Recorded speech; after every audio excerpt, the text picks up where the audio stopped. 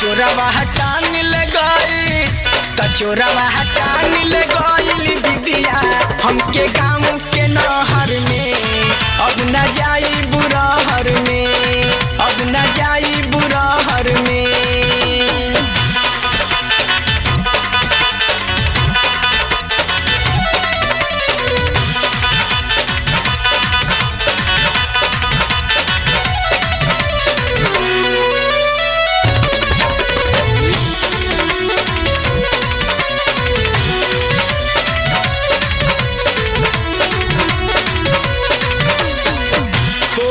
सामान हमरो कोइलस जियान हो, आफत में डाल दिहलस हमरो परान हो। ए हो तो पल सामान हमरो कोइलस जियान हो, आफत में डाल दिहलस हमरो परान हो। तूरी दिहलस बाली रे दीदिया भइल जिंदगिया जहर परधनवा के रहर में। तूरी दिहलस बाली रे दीदिया भइल जिंदगिया जहर परधनवा के रहर में। त वही मुखिया के रहर में चोरवा टांग ले गई चोरवा टांग ले गई दीदिया हमके गाँव के नहर में। अब न जाई बुरहर में, अब न जाई बुरहर में।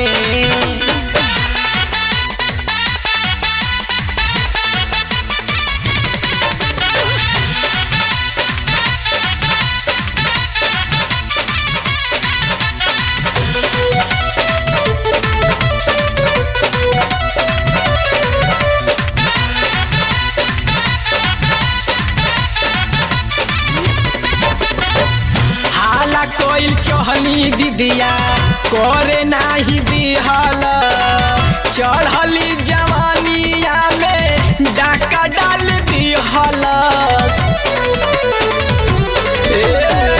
हाला कोइल चहनी दीदिया करे नाही दिहलस, चढ़ली जवानिया में डाका डाल दिहलस। कौन टोना कैलस रे दादा चलल न जाला डहर परधनवा के रहर में। कौन टोना कैलस रे दीदिया चलल न जाला डहर परधनवा के रहर में। त वही मुखिया के रहर में चोरवा टांग ले गई चोरवा टांग ले गई दीदिया हमके गाँव के नहर में। अब न जाई बुरहर में, अब न जाई बुरहर में।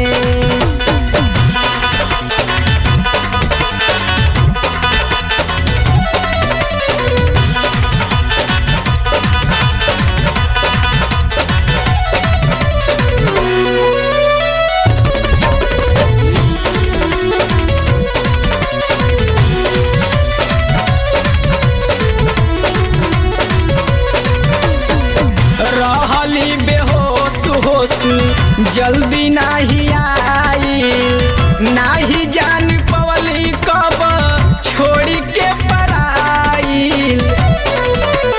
ए दीदिया रहली बेहोश होश जल्दी नाही आई, नाही जान पवली कब छोड़ी के पराइल।